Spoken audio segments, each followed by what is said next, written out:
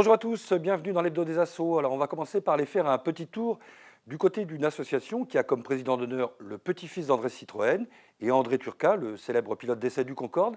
Il s'agit de l'AMAV, l'association des Amis du musée de l'automobile de Valençay. La rétro, elle, nous ramènera dans ce même musée à la découverte de la toute dernière exposition mise en place depuis le 19 mars dernier sur le thème du 4x4.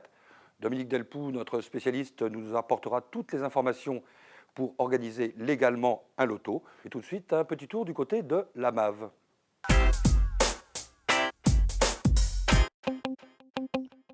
Alors aujourd'hui, on va parler voiture, mais on ne va pas parler voiture hybride, on ne va pas parler du dernier salon d'automobile, non, on va parler de véhicules beaucoup plus anciens, avec deux personnes, avec les deux co-présidents de l'AMAV, l'association des Amis du musée de Valençay, François Machado et Roger Gauthier. Bonjour. Bonjour. Alors dites-moi, l'AMAV, cette association-là, elle a été créée comment et par qui au début?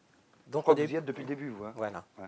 Donc au début, c'est vrai qu'elle a été créée suite au déplacement du musée qui avant était dans le parc du château et après qui est devenu indépendant, c'est-à-dire qu'il s'est installé à l'extérieur. Et là, à partir de ce moment-là, il y a eu deux, trois copains qui ont décidé de monter une association pour aider à participer aux animations du musée. Donc cette association a été faite en 2001, d'où les 10 ans cette année. Et à partir de là, ça a grossi au niveau des adhérents. Donc on est parti évidemment à une dizaine, une vingtaine, et on est monté à 100 adhérents. Dans la continuité, c'est resté un peu comme ça depuis de nombreuses années. Donc voilà, en gros...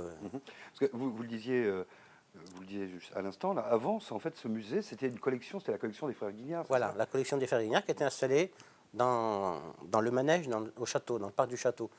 Mais c'était un peu plus difficile pour aller visiter, rentrer dedans.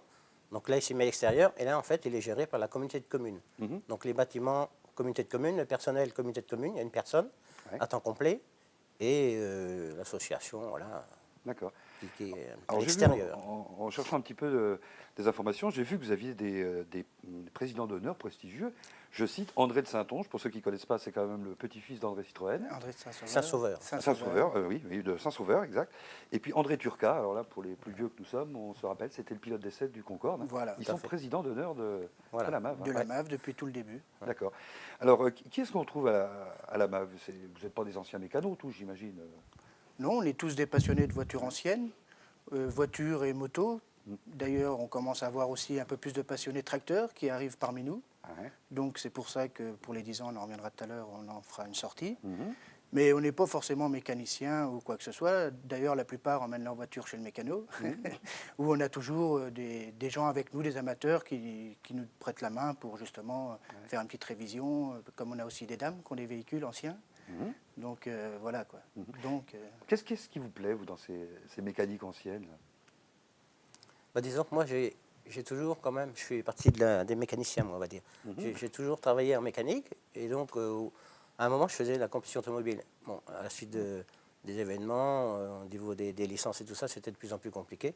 Donc je me suis retourné vers la voiture ancienne, où c'était rouler un peu plus tranquille, c'était plus facile à entretenir que les voitures modernes, enfin voilà, l'évolution. C'était surtout, voilà, et en plus de ça, vous avez les rencontres avec les copains, les clubs, et toutes ces choses-là qui font que... Il y a un voilà, esprit particulier quand même. voilà, oui. Ouais. On peut facilement rencontrer des copains à 200 km d'ici et discuter des choses qu'on a eues. Alors parlons un peu de votre bébé, je dirais, le musée. Alors qu'est-ce qu'on trouve, pour ceux qui ne connaîtraient pas, qu'est-ce qu'on trouve dans le musée de l'automobile de Valençay?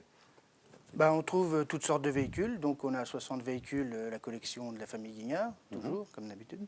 Et nous avons aussi une exposition temporaire avec aussi des véhicules rares. Comme en ce moment, on a la 2 chevaux On va y revenir, 4x4 Sahara. parce que ça vaut le coup d'en parler plus en détail. Donc ces véhicules, depuis l'origine, c'est uniquement la collection des frères Guignard, ou vous avez récupéré aussi au fur et à mesure d'autres... Non, non, ça a toujours été la collection des frères Guignard. Et bon, là, on a un véhicule de la MAV qu'on a restauré justement, que plusieurs bénévoles d'association ont participé pour restaurer. C'est un 1000 kg Renault. Donc celui-ci, on l'a installé à la MAV parce que je pense qu'il a sa place, il est très bien d'ailleurs. Et donc on a d'autres projets, peut-être un ou deux, mais la plupart est à Monsieur Guignard. Et le reste pour les véhicules, pour l'exposition temporaire, c'est des prêts, soit des gens, ou sinon nous travaillons aussi des fois avec le patrimoine Citroën, Monsieur Denis Huil, à Paris là-bas, qui s'arrive. L'année dernière, nous avait prêté un ZX Rally Raid.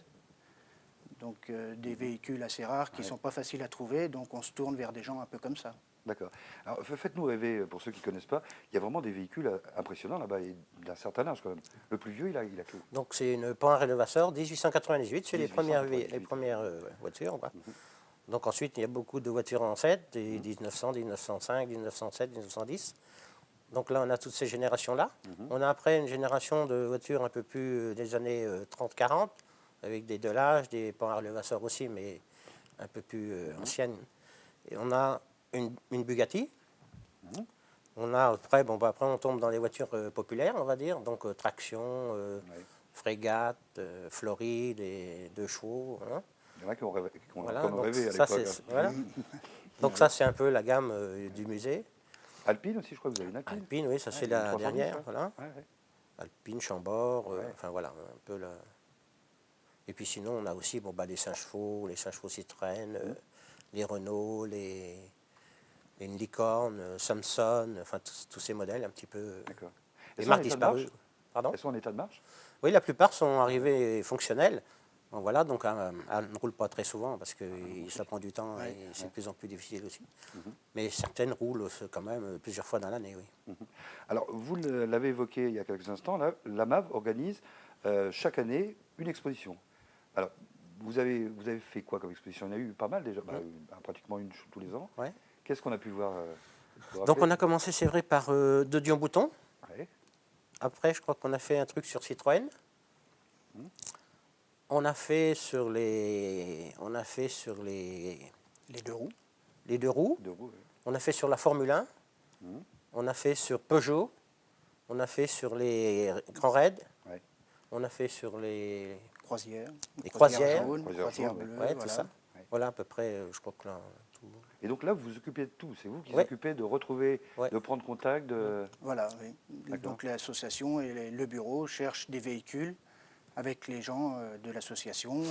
De bouche à oreille, on arrive toujours à trouver des véhicules assez extraordinaires. Vous commencez à être connu, ceci dit maintenant. Aussi, Oui, au oui. bout de 10 ans, oui, Ah je oui, pense quand que... même, Donc c'est vrai qu'on travaille beaucoup aussi avec comme on disait, avec le patrimoine, que ce soit le patrimoine Citroën, patrimoine Renault, qui sont maintenant bien impliqués pour conserver leurs véhicules. Donc ça nous permet d'aller récupérer des voitures qu'on n'a pas l'habitude de voir.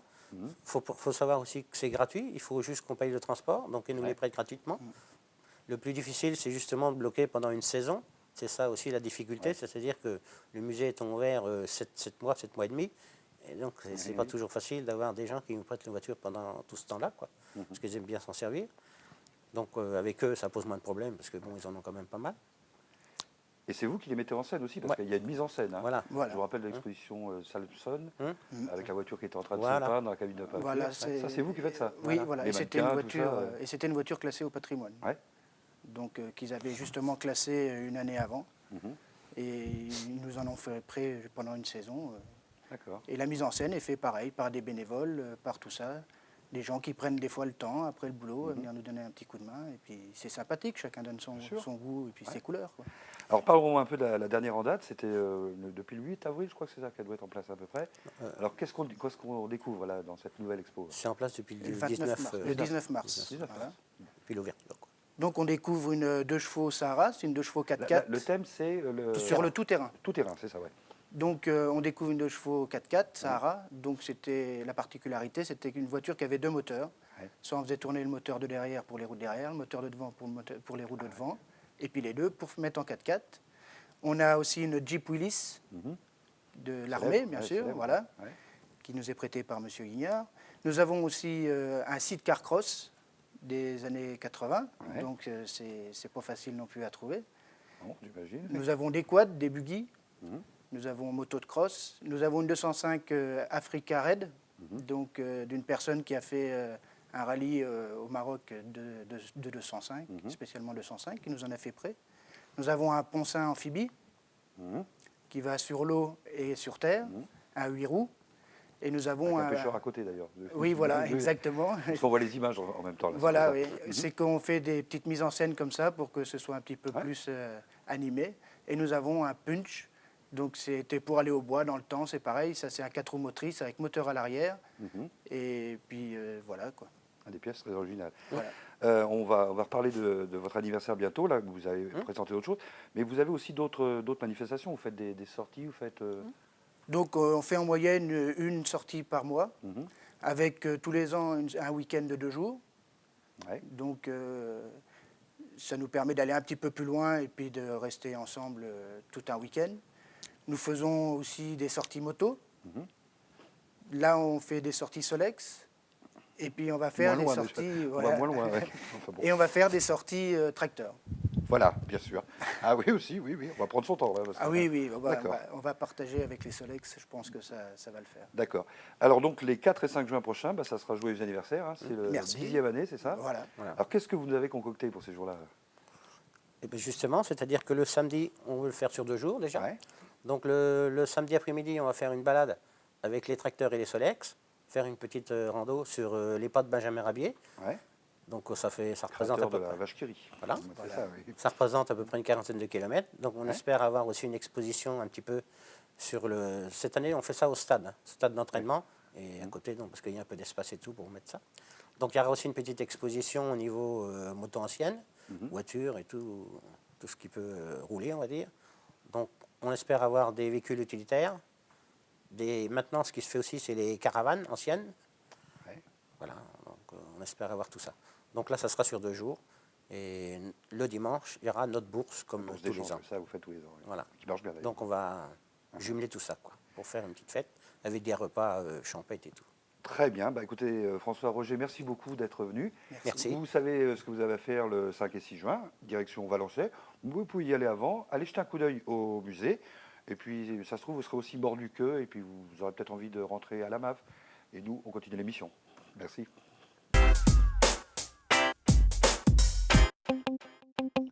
Alors, dans la rétro, on va rester dans le monde de l'automobile. On va retourner au musée de Valençay à la rencontre de cette exposition dont on a parlé il y a quelques instants sur le thème du 4x4.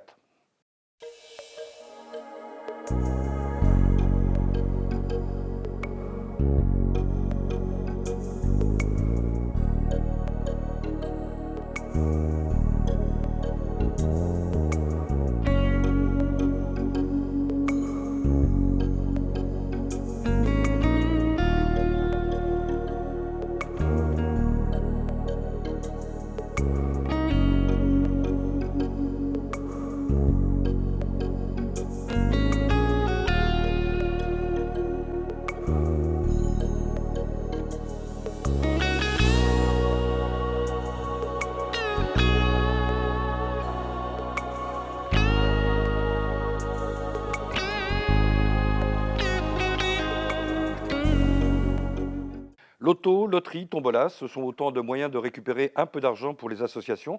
Mais attention, pour cela, il y a des règles. Pour les lotos, par exemple, Dominique Delpoux va vous expliquer.